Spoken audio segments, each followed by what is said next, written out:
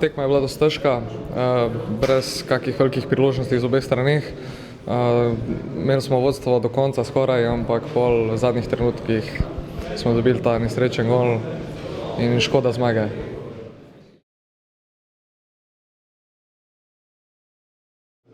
No dobro, vsekakor šok, vsi smo razočarani, ker so nam vzeli to zmago v zadnjih sekundah, ampak dobro, tak je pač nogomet, in mi smo tudi njim vzeli doma isto v zadnjih sekundah in izgleda, da se nam je to vrnilo in to je to.